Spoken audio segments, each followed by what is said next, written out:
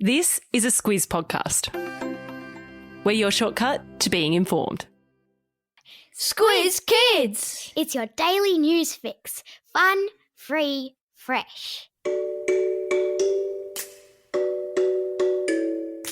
Hello and welcome to Squiz Kids, your fresh take on what's happening in the world around you. I'm Bryce Corbett. It's Tuesday, February 23. In Squiz Kids today, the fight against fake news. French schools ban meat. How to clone a ferret. And Max the Miracle Dog gets a medal. That's what's making news, kids style. The Lowdown. You've probably heard of fake news, right? It's when someone tries to tell you something has happened, but it's not true. Or when they say something didn't happen, but it did. You get the gist. Well, yesterday, some of the biggest tech companies in the world, including Facebook, Twitter, TikTok and Google, admitted they had a problem with fake news in Australia and promised to try to fix it. It means that you might see more warnings pop up online, indicating that a piece of information that's being served up to you could be fake news. With the explosion of social media and surfing the web, we're all of us being bombarded every day with more information than ever before. Learning how to work out which sources of information you can trust and which ones you can't is really important. And it's especially important now as the world deals with the COVID pandemic.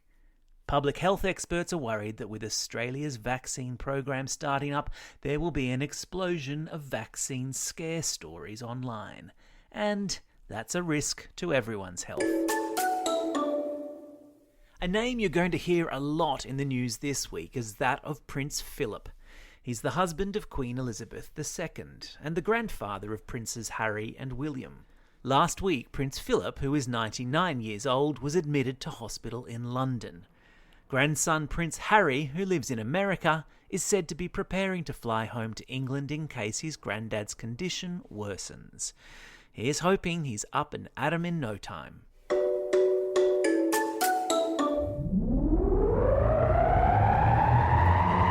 Spin the globe. Each day we give the world globe a spin and find a new story from wherever it stops.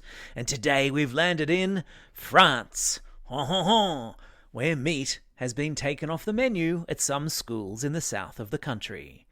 Did you know that when French kids go to school, they get served a 3-course meal every day in their school canteen? And it's totally gourmet, with a salad for entree, and meat or fish or a chicken dish for main course, and even a dessert every day, and cheese. Yum! One school district in a city called Lyon, which is famous for its excellent food, has decided that meat will no longer be on the menu at school, and it's caused a storm of protest. France is a country that takes its food very seriously, and meat is eaten widely in France, as a glance at any French cookbook will tell you. Even so, meat-free products are becoming more and more popular in France, as they are in lots of countries around the world, and a law was passed in France 3 years ago to make at least one day a week at school canteens vegetarian.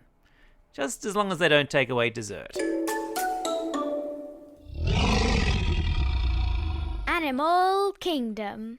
And so to the United States, where an endangered ferret has been cloned, in potentially good news for endangered species everywhere. Elizabeth Ann, the ferret, is a furry little bundle of cuteness.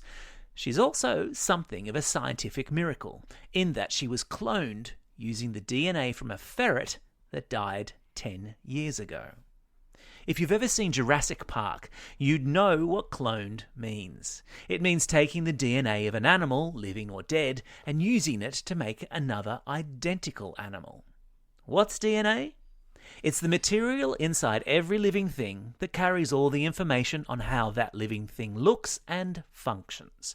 It's the basic genetic code of living things, and every living thing has a unique genetic code. It's what makes each one of us different from each other. So, to be able to take the genetic code of an animal that died a decade ago and bring into existence an identical animal is a really big deal. And to do it for a species of animal that is endangered means It's a process that could be used to help lots of other endangered species. Science. It's so very, very clever. If you're keen to see what Elizabeth Ann the ferret looks like, there's a link to a video of her in today's episode notes.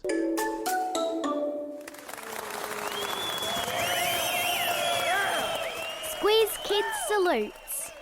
And today it's a great big Squiz Kids salute to Max, the therapy dog from England, who's just become the first pet ever to receive a special award for services to society.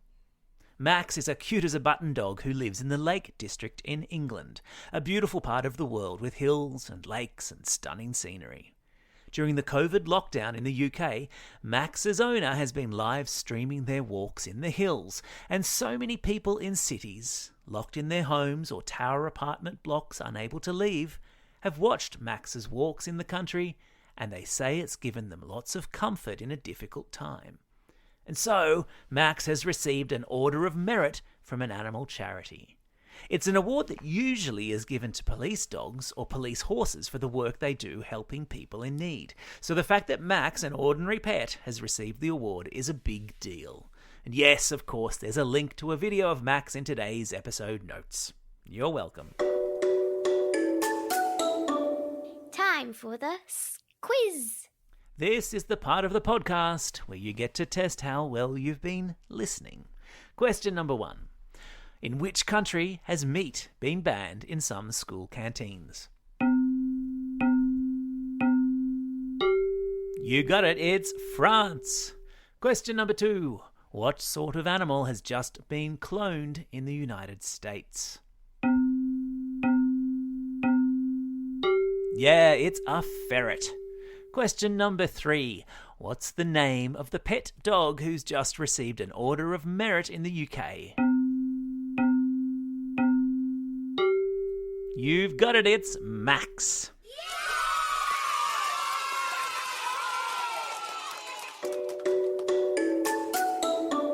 Shout outs.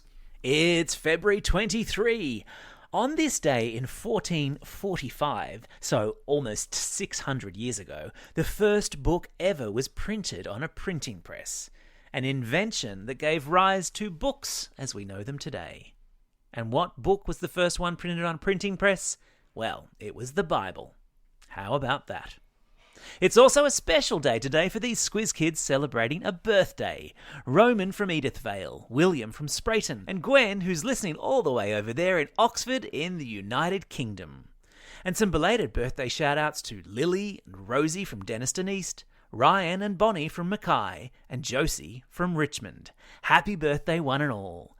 And today's classroom shout-outs go to Room 4 with the 6-7s from Wallaroo Primary School, Year 5-6K from St Joseph's in Mernda, Miss Sufan and 5-6S at Upper Plenty Primary School, Miss Allison's Grade 3-4 at St Francis School in Hewenden, and Miss Spawn's amazing Year 2 class from Craigburn Primary School. Don't forget, if you've got a birthday coming up and you want a shout-out, or if you're after a classroom shout-out, drop us a line at squizkids@thesquiz.com.au. Well, that's all we have time for today. Thanks for listening to Squiz Kids. We'll be back again tomorrow. In the meantime, get out there and have a most excellent day. Over and out. Squiz Kids is proudly supported by the Judith Neilson Institute for Journalism and Ideas.